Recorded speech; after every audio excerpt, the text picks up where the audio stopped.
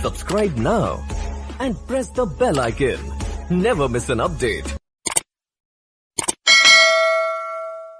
साथियों नमस्कार, कैसे हैं?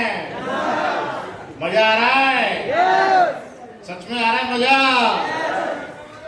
ऐसे टारगेट फाइट करना है डीडीएमसी सर की तरह।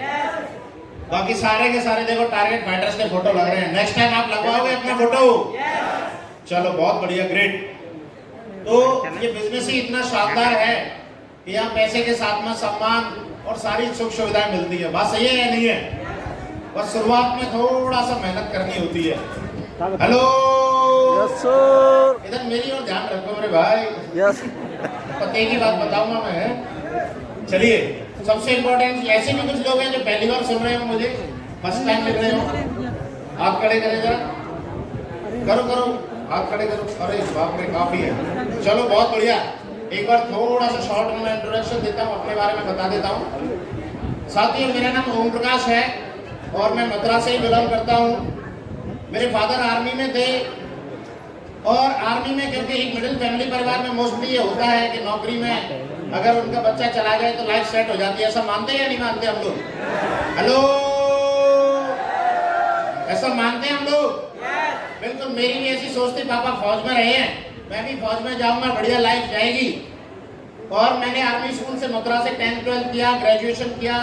पोस्ट ग्रेजुएशन मेरा चल रहा था 2006 में। उस समय पीजी करते समय मैं प्राइवेट जॉब में एंट्री कर गया। फौज में तो नहीं गया, मैं प्राइवेट जॉब में एंट्री कर गया। और मैंने उस जॉब को 2006 में शुरुआत किया था। 5,619 रुपए इन मिले और धीरे धीरे 4-5 साल में 11-12 हजार तक उस तनख्वाह को ले गए। ग्रॉस 15,000 के लगभग था और साथ में ऐसे ही नौकरी चल रही थी। उसी दौरान मुझे मेरे ऑफिस में 2 ग्रेट महान गुरु जी मिले, मिस्टर नितिन सारस्वत जी और राहुल सारस्वत जी। जोरदार तालियों पर महान गुरु जी के लिए जोरदार तालियां।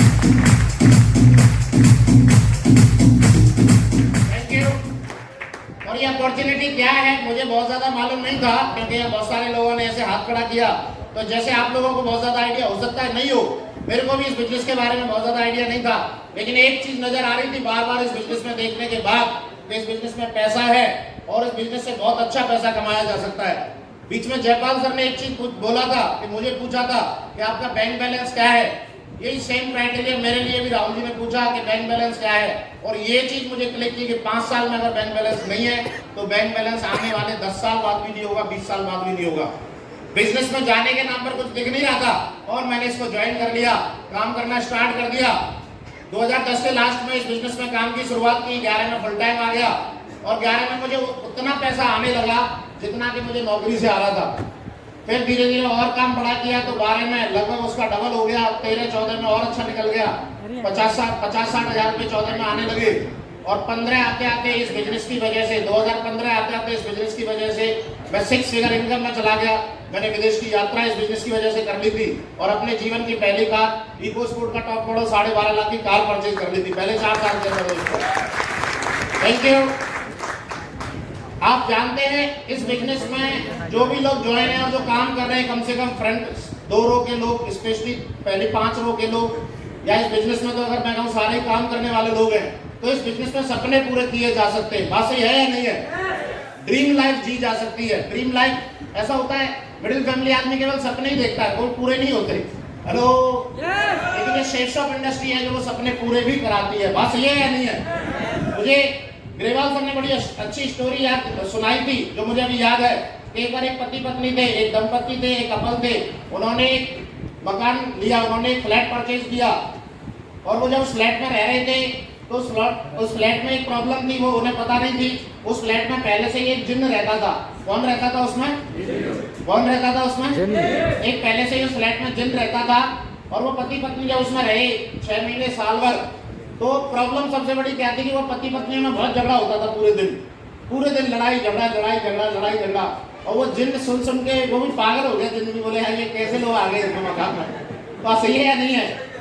और जब इतने लड़ाई झगड़े होते थे तो एक दिन जिन्न दोनों के सामने आ गया। बोला भाई एक चीज बताओ, तुम इतना कलेश क्यों कर रहे हो, ये बताओ। अरे बोले ऐसे ऐसे ये पैसा इसके ऊपर पूरा झगड़ा। तो उसने समझाने की कोशिश की। फिर लास्ट में जिन्न ने बोला एक काम करो, अगर तुम लोगों की प्रॉब्लम सॉल्व हो जाए तो मैं तुम लोगों को कोई मेरे से विश मांगो, मैं तुम्हारी विश पूरी करता हूँ। तो जो फीमेल थी, जो लेडीज थी, उसने अपनी विश मांगी कि मेरे पास में जवाहरात हो, मेरे पास पैसा हो, मेरे पास ये हो वो हो, और जितने ऐसे चुटकी बजाई और उसकी पूरी विश पूरी कर दी। और उसने तुरंत फिर उस आदमी को पूछा, उसके हस्बैंड को पूछा, तू बता भाई अपनी विश। तो वो कंफ्यूज था, बोला यार क्या बताऊं विश, है ना। उसको समझ में नहीं आ रहा था, उसका कुछ फिक्स नहीं था। तो उसने ऐसे बोला, मुझे ऐसा बना दो कि मुझे जो है हर स्त्री पसंद करे, मुझे हर महिला पसंद करे। तो उसने कहा ओके। उसने ऐसे ऐसे किया उसकी तरफ, और वो सेंट की बोतल, परफ्यूम की बोतल बना दिया उसने। बात सही है या नहीं है? तो ये होता है कि टारगेट फिक्स नहीं होते तो कुछ भी बन जाएगा फिर आदमी। बात सही है या नहीं है? अब पट्टा घूम रहा है सेंट की बोतल बन के। हेलो, तो टंगा मांगता तो कुछ मिल जाता, बढ़िया नहीं मिलता। तो थैंक यू। ऐसे ही हम लाइफ में घूमते रहते हैं, परफ्यूम की बोतल बने, फिर पता ही नहीं कर क्या क्या चाहिए, क्या बनना है। हेलो सर, सही बता रहा हूँ। बहुत सारे तो इस हॉल में बीवियों भी वैसे बैठे हैं। तो एक्चुअल में होना ही तो चाहिए, बाकी वो तो बेचारे का कुछ है ही नहीं। हेलो भैया, मेरे ड्रीमर बनो। ये बिजनेस ड्रीमर बनने का है, और इस बिजनेस में जो बड़े बड़े ड्रीम देखते हैं, सपने देखते हैं, वही लोगों के इस बिजनेस में आगे लगातार बढ़ते हैं। बात सही है या नहीं है? मैं सिर्फ एक चीज जानता हूँ, ड्रीम मेरे थे, लेकिन कैसे पूरे होंगे ये आइडिया नहीं था। और ये शेप शॉप बिजनेस को जब पहली बार प्लान देखा तो ऐसा लगा कि शायद इससे ये सारी चीजें पूरी हो जाए, और मुझे लगा ऐसा करना चाहिए। और जब मैंने करना स्टार्ट किया तो धीरे धीरे मेरे साथ बड़े ड्रीमर लोग आने लगे, बड़े सपने देखने वाले लोग आने लगे। और बड़े सपने देखने वाले लोगों की यहाँ रिकॉग्निशन होती है। बात सही है या नहीं है? वो अपने सपने के लिए जान दे सकते हैं, वो अपने सपने के लिए अपना घर छोड़ सकते हैं, वो अपने सपने के लिए कुछ भी कर सकते हैं। ऐसे लोग यहाँ लगातार रिकॉग्निशन देते हैं, ऐसे लोग ही यहाँ टारगेट फाइट करते हैं, और ऐसे लोग ही इस बिजनेस में लगातार ग्रोथ करते हैं। यदि वाकई में आपके सपने बड़े हैं तो आपको इस धंधे के अंदर सफलता लेने से कोई रोक नहीं सकता। यदि आपके सपनों में जान नहीं है तो मुझे नहीं पता कब कौन से लेवल पे कहां आप लोग इस बिजनेस को कभी भी क्विट कर सकते हैं। तो बड़े सपने देख सकते हैं और उन्हें पूरा करने के लिए कुछ भी करने को तैयार हैं। चलिए बहुत बढ़िया। तो अभी मैं एक ऐसे योद्धा को यहाँ बुलाने जा रहा हूँ, मैं एक ऐसे बंदे को यहाँ बुलाने जा रहा हूँ, मैं एक ऐसे लीडर को बुलाने जा रहा हूँ जो स्वयं तो अपना तगड़ा ख्याल रखता ही है, स्वयं तो अपने ख्याल रखता ही है, साथ ही साथ अपने नेटवर्क का ख्याल रखता है, साथ ही साथ अपने लोगों का ख्याल रखता है। वो एक कहानी सुनते हैं हम अधिकतर, जब भी हम योद्धाओं की बात सुनते हैं, जब भी हम राजा महाराजाओं की बात सुनते हैं, तो अलेक्जेंडर द ग्रेट का नाम सुनते हैं। सुनते नहीं सुनते? सुनते हैं या नहीं सुनते? यस और नो? सिकंदर महान का नाम सुना जाता है। सिकंदर महान ऐसे ही नहीं बन जाता कोई सिकंदर महान। सिकंदर महान बनने के लिए गट्स चाहिए होते हैं, सिकंदर महान बनने के लिए त्याग चाहिए होता है, सिकंदर महान बनने के लिए जान का खेलना पड़ता है। क्या जान का खेलने के लिए तैयार हैं? यस। चलो एक सिकंदर महान की एक स्टोरी शेयर कर लेता हूँ। एक बार सिकंदर महान क्यों महान था ये समझने की कोशिश करो, क्यों वो अलेक्जेंडर द ग्रेट बोला जाता है। एक बार सिकंदर महान की सेना, लगभग उसके 1000 सिपाही एक युद्ध में बीच में फंस गए। 1000 सिपाही लगभग उसके युद्ध के बीचों बीच फंसे हुए थे, और उसके चारों तरफ जो दुश्मन की सेना थी वो लगभग 1 लाख से ज्यादा की सेना थी। कितनी सेना थी? कितनी सेना थी? हेलो, कितनी सेना थी? 1 लाख। और 1000 योद्धाओं के साथ बीच में 100 गुना ज्यादा बड़ी सेना चारों ओर से घिरा हुआ है। ऐसे समय पे क्या, ऐसे समय पे क्या सरेंडर कर दें? क्या जान बचा लें? क्या करें? लेकिन सिकंदर, इसीलिए सिकंदर बोला जाता है, योद्धा इसीलिए योद्धा बोला जाता है। और ऐसे ही योद्धा को भी बुलाने वाले हैं। उस योद्धा ने ये नहीं कहा कि हम सरेंडर करेंगे, उसने ये नहीं कहा कि हम यहाँ से जिंदा निकलेंगे।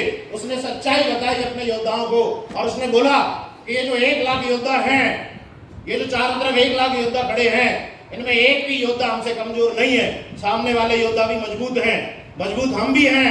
हम 1000 भी मजबूत है और वो 1 लाख भी मजबूत है। लेकिन ये तो तय है कि वो अलेक्जेंडर की सेना नहीं है, वो सिकंदर की सेना नहीं है। क्योंकि सिकंदर की जो सेना है उसमें 1000 सैनिक नहीं है, ये 1000 अलेक्जेंडर हैं, ये 1000 सिकंदर हैं। यहाँ पर अगर एक सिकंदर भी मारा जाता है, यदि अगर मैं भी मारा जाता हूँ, तो 999 सिकंदर तब तक लड़ते रहेंगे जब तक युद्ध का अंत नहीं होता। और वहां, थैंक यू, और वहां अगर फारसी सेना का राजा मारा जाता है और 1 लाख की सेना का अगर राजा मारा जाता है तो युद्ध वहीं खत्म हो जाएगा। तो हमारा लक्ष्य सेना को हराना नहीं है, हमारा लक्ष्य इस युद्ध को जीतने के लिए हमें उसके सिर्फ एक राजा को मार के गिराना है। हम 1 लाख को मारने वाले नहीं हैं, हम एक को मारने वाले हैं और हमें 1000 लोग उस एक को मार गिरा सकते हैं या नहीं? उसकी सेना ने बोला बिल्कुल। तो बोले हमारा निशाना वही है, हमारा निशाना इनमें से कोई नहीं है, क्योंकि ये हमारे जैसे ही बलशाली हैं। लेकिन अगर हमने उसको एक को खत्म कर दिया तो हम डेफिनेटली ये युद्ध जीतेंगे। और अगले दिन की रणनीति के साथ में उन लोगों ने युद्ध का आरंभ किया और वही किया जो उन्होंने सोचा था। शाम तक उन्होंने उसके राजा को मार गिराया और वो युद्ध जीत गए। इसे बोलते सिकंदर महान। Thank you. ऐसा ही लीडर, ऐसा ही शानदार लीडर, इस बिजनेस का सिकंदर, इस बिजनेस का अलेक्जेंडर अभी आप लोगों के सामने आने वाला है। परिस्थितियां कैसी भी क्यों नहीं रही हो, टीम कितनी भी बार क्यों नहीं बिगड़ी हो, टीम को कितनी बार 0 होते हुए देखा उसने, टीम को कितनी बार उसने ऊपर नीचे जाते हुए देखा, अपलायनों का सपोर्ट उसके साथ हमेशा रहा। टीम से कोई भागा, कोई गया, इधर हुआ उधर हुआ, कोई फर्क नहीं पड़ता। वो साला जिसको पकड़ता है ना उसको अपने जैसा बना देता है, वो जिस पे हाथ रखता है उसे सिकंदर बना देता है। उसके अंदर ये खासियत है। कंफर्ट जोन क्या चीज होती है उसको पता ही नहीं है, कंफर्ट जोन क्या चीज होती है उसको पता ही नहीं है। अपनी शादी वाली साल में भी उम्र में 27, 28, 29 साल का लड़का और उसकी शादी हुई नई शादी वाली साल में भी अपने घर 15-16 दिन से ज्यादा नहीं रहा, क्योंकि कंफर्ट जोन का नाम उसको पता नहीं। उसको पता है मुझे सिकंदरों की फौज खड़ी करनी है और मेरी टीम का हर बंदा सिकंदर होगा, मेरी टीम पूरी सिकंदरों की होगी। ऐसे जांबाज, ऐसे शानदार, ऐसे डायनामिक पर्सनैलिटी को हम अभी स्टेज पे कॉल करने वाले हैं। So please welcome the dynamic personality mister Manendra मले।